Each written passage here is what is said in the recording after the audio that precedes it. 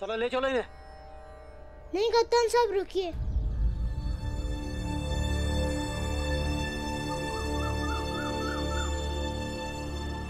बाला भैया को भी साथ ले जाइए।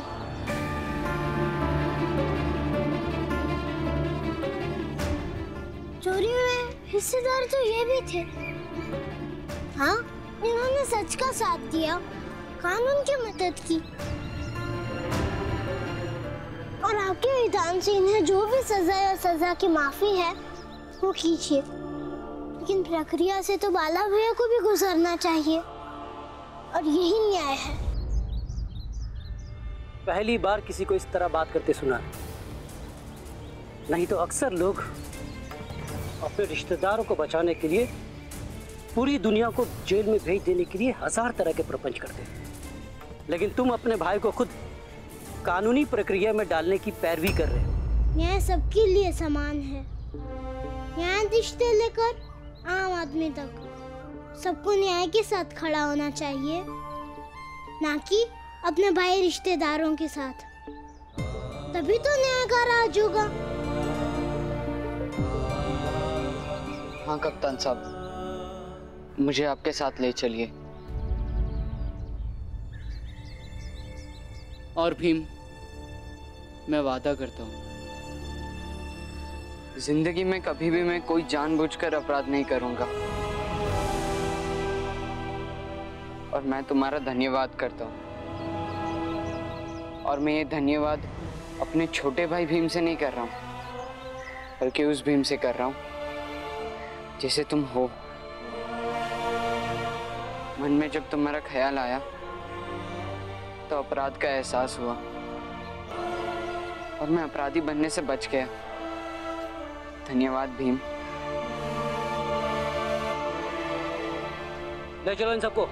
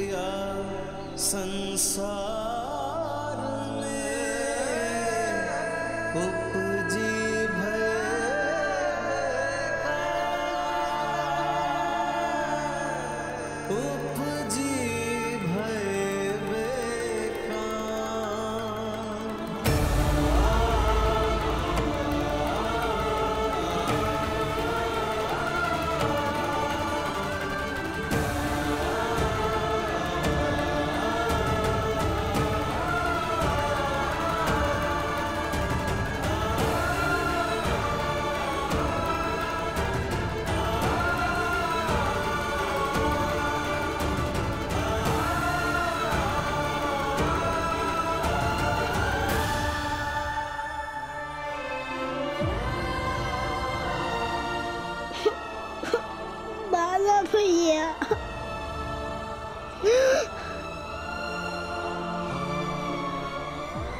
भीम,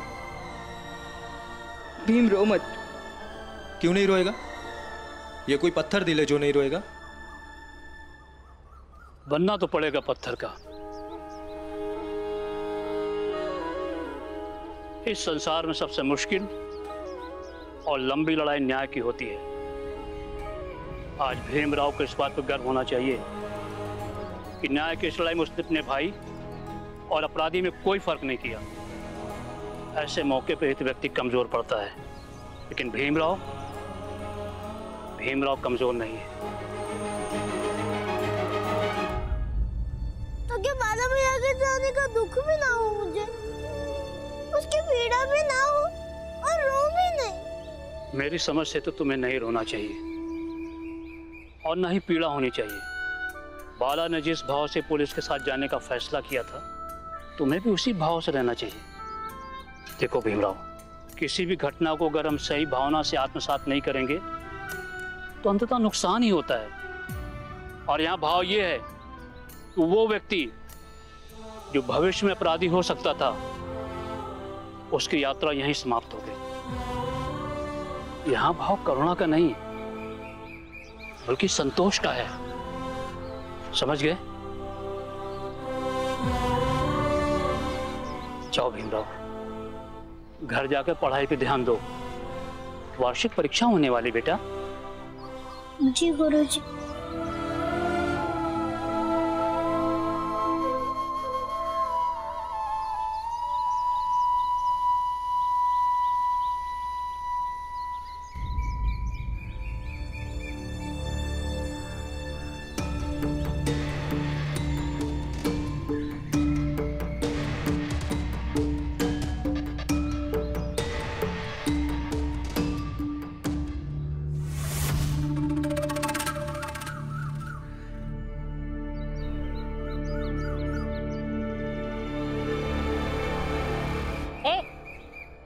ए उठ, कौन हो तुम?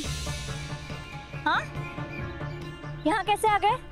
वो मुझे साथ लेकर आए थे। कौन लाया था? वो मुझे नाम नहीं पता। नीचे उतरो। सो गए आकर। कौन लाया था?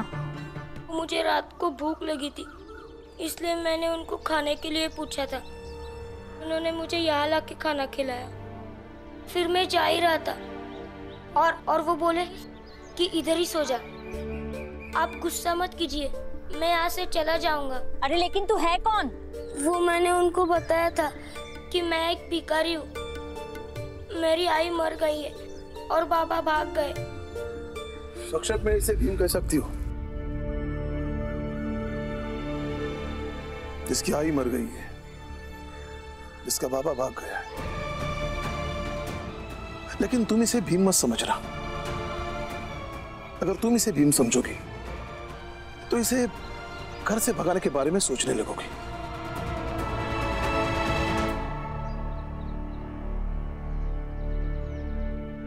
लेकिन अब ये इसी घर में रहेगा। लो बेटा, दूध पी लो और तुम मेरे लिए चाय बना दो। नहीं, मैं दूध नहीं पीऊंगा। मैं यहाँ से चला जाऊंगा। आप आपस में क्यों लड़ रहे हो? नहीं बेटा, तुम यही रहो। तुम्हारी तरह मेरा भी एक छोटा बेटा है और उसके लिए मैं भी तुम्हारे भागे हुए बाबा की तरह हूं।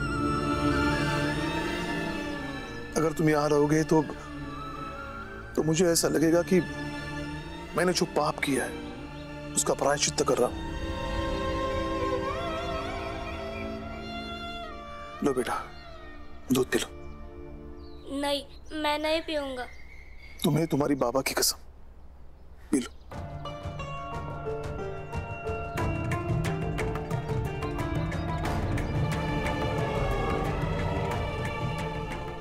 तारा, तुम कहीं मत जाना। आज से तुम्हारा यही घर है, तुम इसी घर में रहोगे।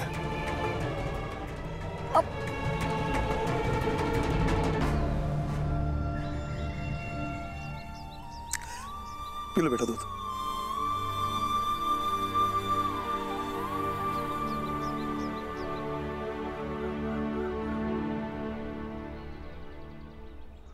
जाओ भीमराव, घर जाकर पढ़ाई पे ध्यान दो। वार्षिक परीक्षा होने वाली बेटा।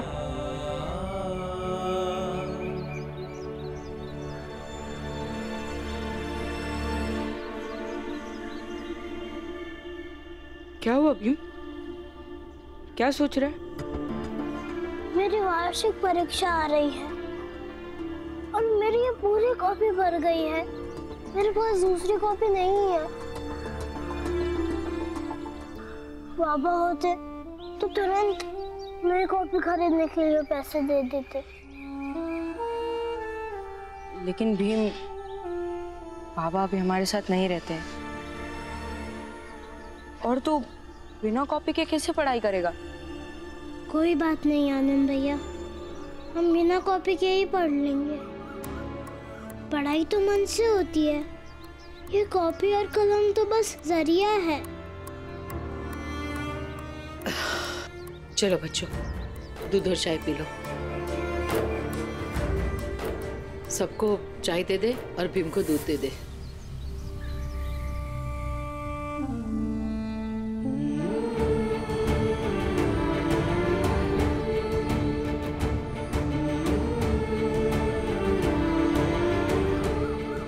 मैं अंदर जाकर दूध पीने के साथ साथ थोड़ी पढ़ाई भी कर लेता हूँ।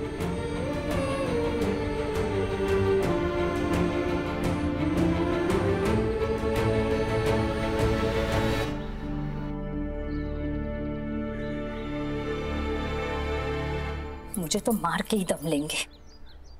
खुद की संतान नहीं चाहिए, लेकिन रास्ते के भिखारियों को पकड़कर भीम बनाने में लगे हुए हैं। जीजा भाई, तुमने यही कहा था ना कि मैं भीम से ना मिलूं।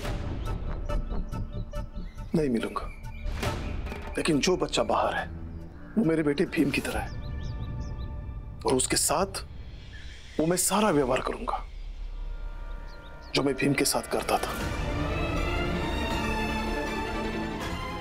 इससे मुझे थोड़ा सुकून मिलेगा, और मुझे ऐसा लगेगा कि जो मैं अपना कर्तव्य अधूरा छोड़कर आया हूं, उसका प्रायश्चित्त कर रहा हूं। इसी बहाने मुझे थोड़ा चैन मिल जाएगा, और तुम्हें इसके लिए मुझे रोकना नहीं चाहिए।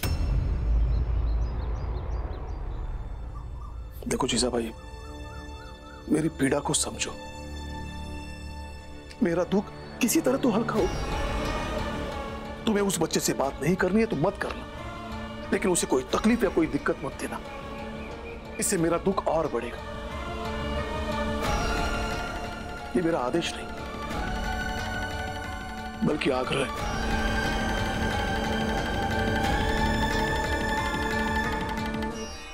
अभी मैं कुछ कहूंगी तो मामला खराब हो जाएगा। मैं खाना बनाने की तैयारी करती हूँ।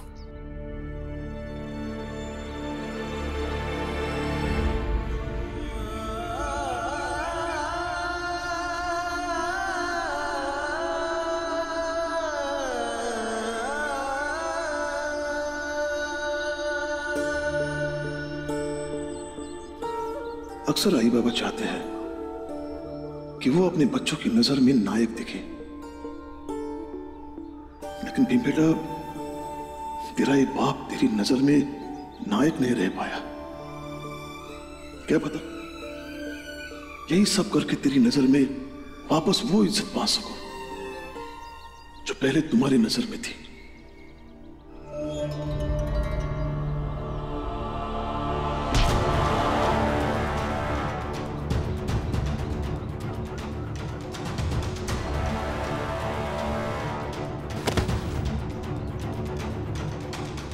ये मेरे पापों का फल तो नहीं?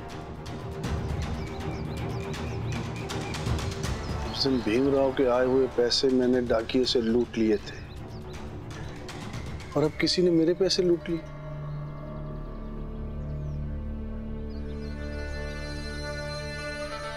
मंगेश चाय वाला,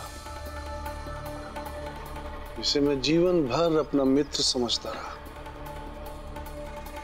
उसी ने मेरे पैसे लूटने की कोशिश की। और एक तरफ भीमराव,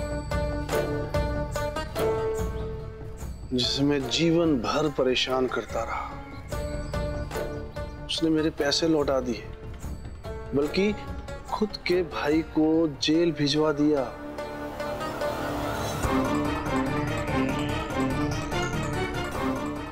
समझ में नहीं आ रहा किसे किस नजर से देखूं।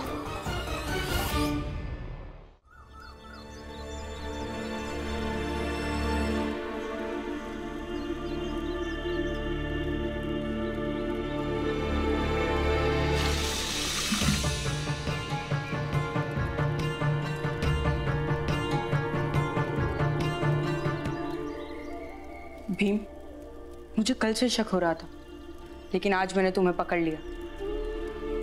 मैं तुझे इतनी अच्छी तरह से जानता हूँ कि मैं कभी भी बता सकता हूँ कि अभी तू क्या करने वाला है। लेकिन आनंद भैया, अगर मैं थोड़ा दूध बचाना चाहता हूँ तो इसमें गलत क्या है? कुछ भी गलत नहीं है भीम, लेकिन सिर्फ तू अकेला क्यों बचाएगा? बुआ, मंजुला, तुलसा, क्या हुआ?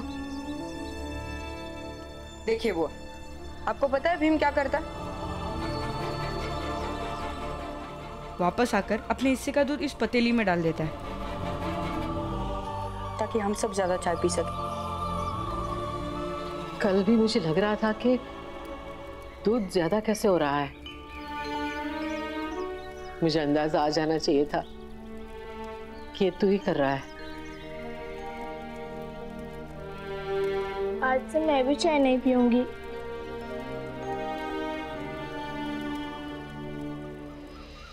हम कोई चाय नहीं पियेंगे।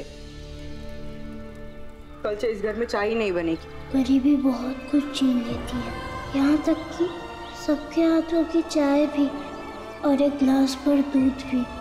याद रखूंगा जीवन भर, और ये भी याद रखूंगा कि बाकी लड़ाई लड़ने के साथ साथ हमें गरीबी से भी लड़ाई लड़नी पड़ेगी और हर हाल में जीतना पड़ेगा।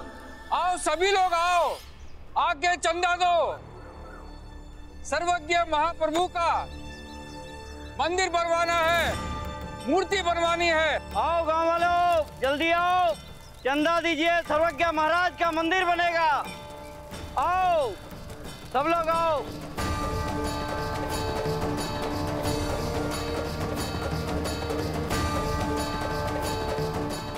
घर का राशन काट कर ये चंदा दिया है।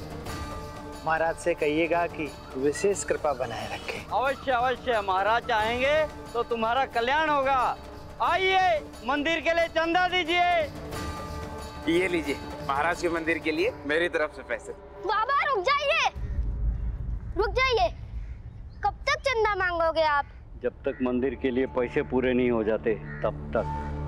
बाबा आप चंदा बाद में दे दीजिएगा, अभी मुझे किताब खरीदनी है। ये पैसे मुझे दे दीजिए ना।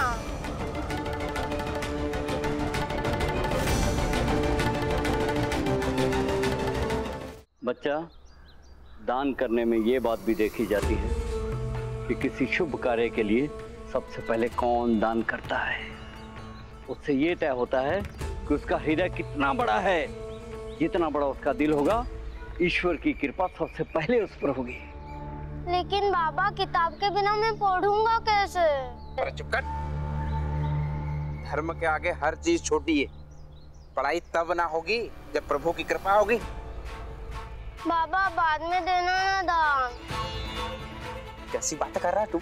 सर्वज्ञ महाराज के काम में बाधा डालने का पाप लगेगा तुझे, समझा? हाथ जोड़ के प्रणाम कर।